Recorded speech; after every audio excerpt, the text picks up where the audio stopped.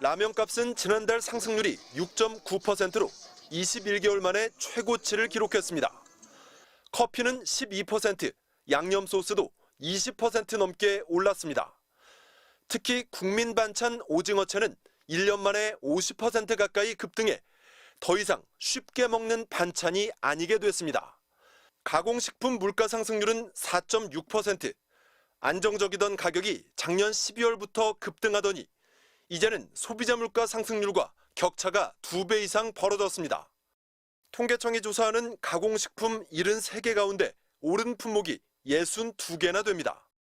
12.3 계엄 이후 전국이 혼란한 틈을 타 식품 기업들이 원재료값 상승 등을 이유로 가격을 잇따라 올렸기 때문입니다.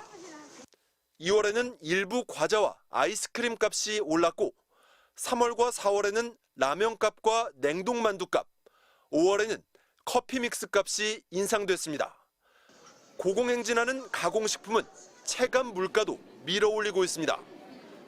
코로나 이후 급상승한 생활물가지수는 윤석열 정부 출범 직후인 2022년 7월 7.8%로 고점을 친 뒤 작년 10월에는 1.2%까지 내려오며 안정을 찾는 듯 했습니다. 그러다 가공식품 가격이 크게 오른 12월에 2%대로 올라선 뒤 좀처럼 떨어지지 않고 있습니다.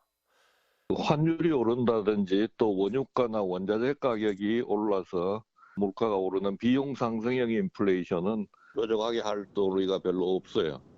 새 정부가 물가 안정을 강조하면서 기업들은 추가 인상은 자제하는 분위기입니다. 하지만 이미 가격은 올랐고 보통 재고가 소진되는 2주에서 석 달 뒤에 실제 물가에 반영되기 때문에 앞으로 최소 한두 달 상승 여파는 이어질 전망입니다. 또 국제유가와 환율이 안정되고 있어 하반기 물가는 지금보다 나아질 거란 기대도 있지만 조만간 풀릴 민생지원금이 물가를 자극할 우려도 있어 정부의 세밀한 대책이 필요해 보입니다. MBC 뉴스 이준입니다. 수산물 코너 앞에서 몇 번이나 고등어를 들었다 놨다 하던 주부가 끝내 빈손으로 돌아섭니다. 제가 생선구이를 아무튼 튀겨 먹고 싶어서 왔는데 쭉 보니까 다 가격대가 만만치가 않아서 아직 결정도 못하고 그냥 가야 될 것 같은. 저렴하게 먹을 수 있다고 생각하던 라면 코너에서도 훌쩍 오른 값을 보면 선뜻 손이 가지 않기는 마찬가지입니다.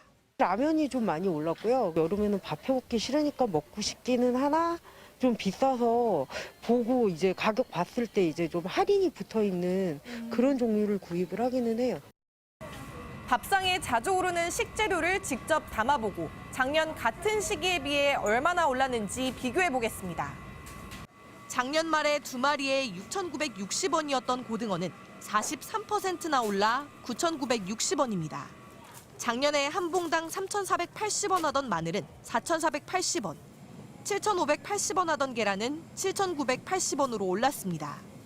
취재진이 마트를 돌면서 담은 마늘, 삼겹살, 달걀과 고등어, 라면을 계산하자 총 4630원이 나왔습니다.